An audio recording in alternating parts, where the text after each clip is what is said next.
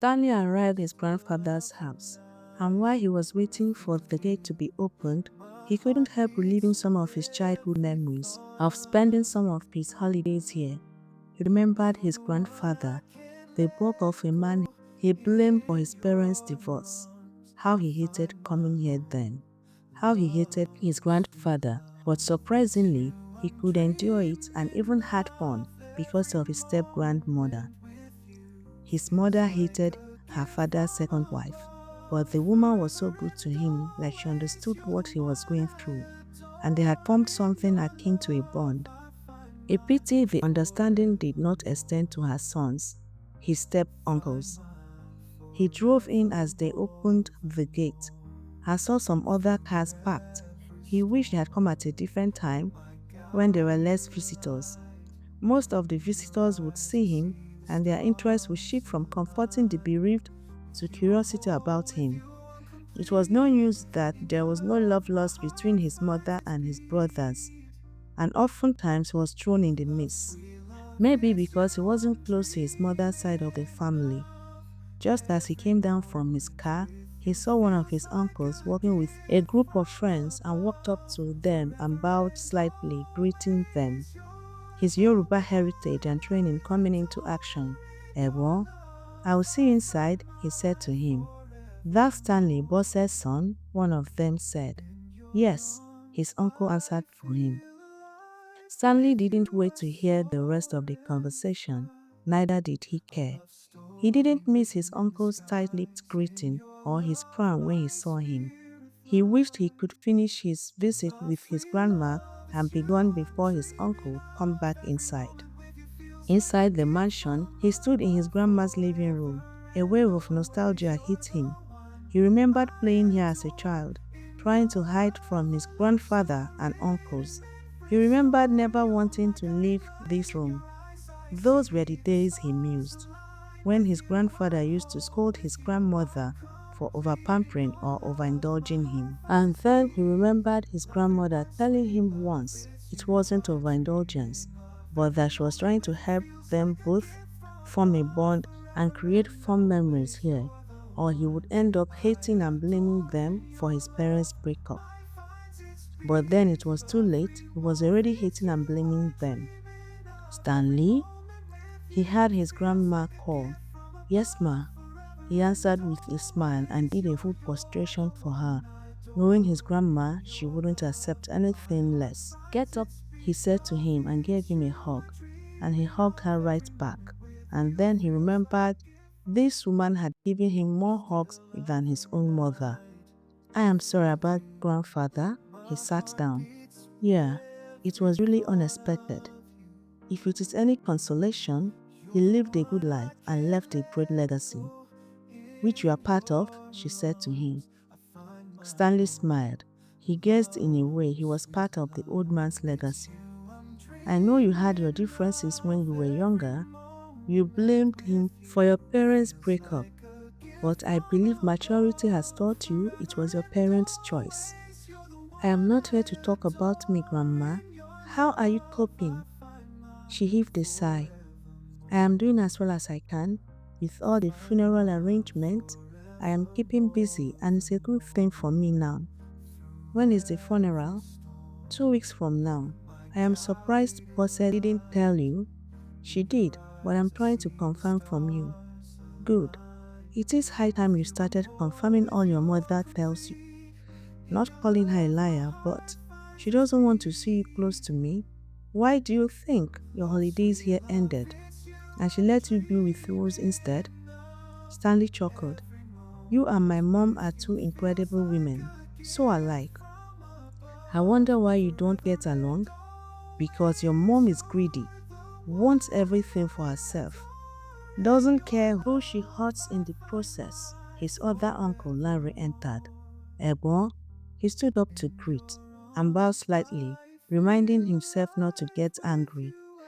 "So the funeral is in 2 weeks?" He changed the topic to get his job done so he could leave before things escalated.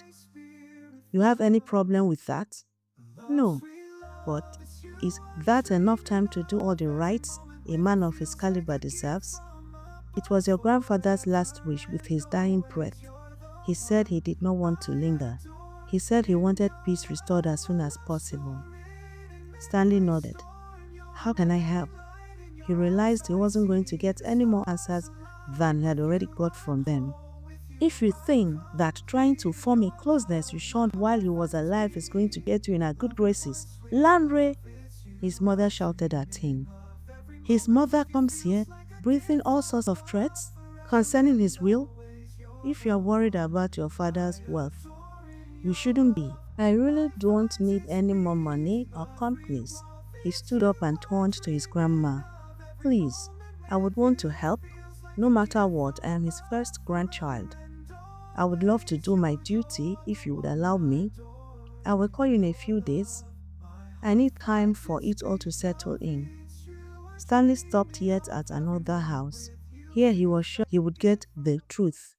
Uncle Femi was his grandfather's best friend, confidant, and lawyer. And somehow the man had always been on his side. Stanley entered the great patriarch's study and bowed again, wondering how many bars he had done in just a few hours. One of the downsides of visiting his Yoruba heritage. He thought, Stanley, my boy, welcome. What a surprise. Thank you, sir. He sat on the seat he indicated. So what brings you? I know this is not a social call. You are right. It is not. I am here because I am trying to broker peace and avoid some trouble that may arise with my grandfather's death. Oh, okay. What is it? Is there any valid reason his funeral is being planned so hush-hush? Your mother, I guess, is not having it. She's threatening a court injunction. Boss, sir, Uncle Femi laughed. You and I know there is no love lost between your mother and her brothers. Your grandfather felt that if his funeral is done quickly, then his will be read just as quickly, and everyone will know who got what, and everyone will concentrate on building theirs. But if he lingered, then vice versa. He specifically said 2 weeks max. Makes a lot of sense. Thank you, Uncle Femi. You didn't have to do this. Oh, but we both know the barracuda doesn't make idle threats. They both laughed, and he got to his feet. All that remained was for him to ask his mother to stand down. As he drove home from his mom's house, he smiled in spite of the pain he was beginning to feel. His grandfather was no more. No matter how he looked at it, he was going to miss the man. His grandfather was his biggest motivation till date. He had worked extra hard to be successful, just to show him that not all Ijaw men are Ogoko men. He remembered saying no to him when he asked him to work for him. He had so much satisfaction turning him down. His dislike for him had helped push him to where he was. He never could understand his mother's obsession with wanting to please him. He had thought it was just greed, lust for his legacy. His mother wanted nothing more than to be named his successor, but seeing her in the distraught state he met her when he had gone to her cooled him more. She really loved her father. He learned that part of her obsession was to be seen of him, to gain his approval because she loved him. Being a girl child with 2 brothers, that couldn't have been easy. All this made him feel more guilty about his indifference and his inability to grieve the man's passing. He was sad he was gone, but he was grieving more for his mom's sorrow than of his passing. Maybe he was becoming past feelings. He had been alone for too long, squashing all emotional feelings inside him to avoid any embarrassment from any woman might actually be turning him into an unfeeling zombie. He was ready to love, but he did not just want to love any woman. He wanted to love the woman. Then suddenly her face swam into view. Star? Please no. He really wouldn't choose her, but it seemed as if his heart was determined to do the choosing. But he was equally as determined. He was not going to date or marry his best friend's ex. Yes, she might be beautiful, incredibly smart, and sexy in an extraordinary way. He might even want her with everything that makes him a man. Yet, she had slept with Uchi and probably Chop, and for that reason he was going to fight this outlandish yearning. to be with her, to kiss her again, to hold her. You are thinking too much about her for someone you don't want to have anything to do with. Forget Star, he said to himself. But forgetting her was proving to be impossible. Sunday dawned bright and beautiful as Star got ready for church. She had spent the night turning and tossing, thinking of Stanley. No matter what she did, she couldn't get him off her mind. Star had never been the kind of person who ran away from her problems. She decided that after church, she was going to see him. She had the perfect excuse. She picked up the new laundered t-shirt from her bed and folded it neatly into her bag. He said he would kiss her to find out what was really going on between them. She was more than ready to find out too. The difference was she was moving things along faster than he might have planned. The sooner they both find out what it was really, the better for them. She left her room as soon as she heard her mom calling her. Star drove into Stanley's compound. She was relieved to see his car was parked out front, meaning he was home. She came down on shaky legs, wondering if she was not biting more than she could chew. What was she really doing here? Did she really come here for a kiss? Would it even end at a kiss? She took a deep breath and walked on. She had thought of nothing in church today but coming here, seeing him again, and wondering how the kiss would happen. Would he make the first move, or would she have to initiate it? "So, Ma," she screamed at herself, "you are here to return his shirt and maybe engage in some outward conversation? Liar!" Her mind screamed at her, but she did not have the time to argue with her mind as she pushed open the door, barely noticing that it was already ajar. She walked into the empty living room. Stanley was nowhere to be seen, but her mind did not seem to mind as memory engulfed her. She could see him standing at the kitchen door, smiling that very sexy smile of his, with those incredibly wonderful eyes of his. She could see him teasing and cajoling her into having breakfast with him. She sighed deep in her heart. "Oh, you're a goner, girl," she said to herself. Suddenly she whirled around as she heard voices, a female laughter and Stanley's low voice. Still in shock and wondering if it was too late to leave without being noticed. Oh, why did she have to come and embarrass herself this way? Why did she not notice the female handbag on the couch before? She asked, jittering with shame. Who could it be? She was sure it was Betty. What could Miss I am young and pretty say when he sees her? Then she remembered she had the perfect excuse to return his shirt, because once the new week began, she would not have time to do so again. She thought as she waited for them to come down and see her. Now I can rest from all that hassle, she heard Stanley say as he came down. And then he saw her and stopped, and glanced at his visitor who was still hidden anxiously, and that got her even more curious. I am sorry about the constant call, but IJ trailed off as she noticed Star. They all stared at each other, each perfectly shocked. Hi, Star was the first to come out of her shock. Hello, Star. IJ went to sit down on the couch, very easily, like she still owned the house. Or wait, maybe she still did. Maybe they were back together secretly. I thought you were leaving, Stanley spoke for the first time. I thought I would stay and visit with Star a little, she smiled at Star. Oh, but I am not staying. Yes, you are, Stanley countered her. IJ wanted to come and search for her mother's gold chain herself, told her I redecorated and there was no way it could still be here. Oh, Star said for lack of what to say, because she had never been in this kind of situation before. She was just about leaving. He turned back to IJ. IJ, taking the hint, got up and walked towards the door, but stopped when she got to Star. And they call me a whore? I mean, I only fancy Chuck, but you have slept with all three of them. You think Rose will allow you to happen?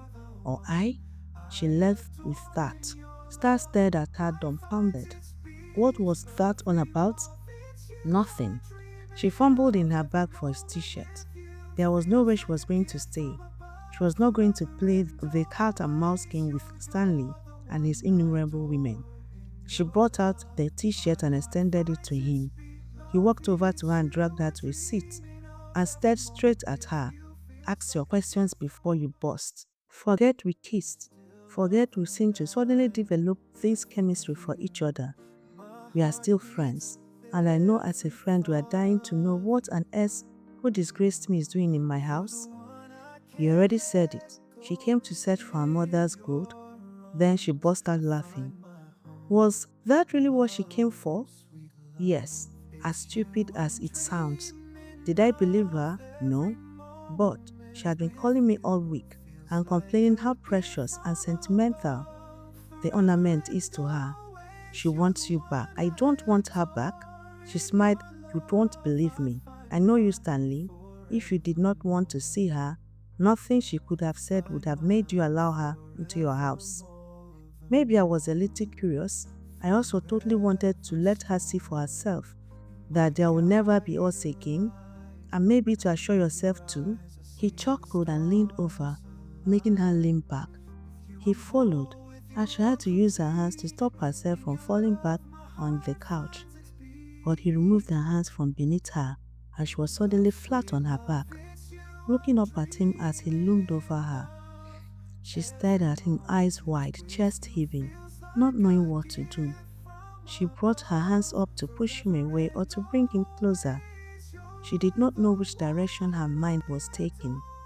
All she could think of was a perfect, hard male body looming over her in a daring and possessive way, causing a powerful desire to drag him closer.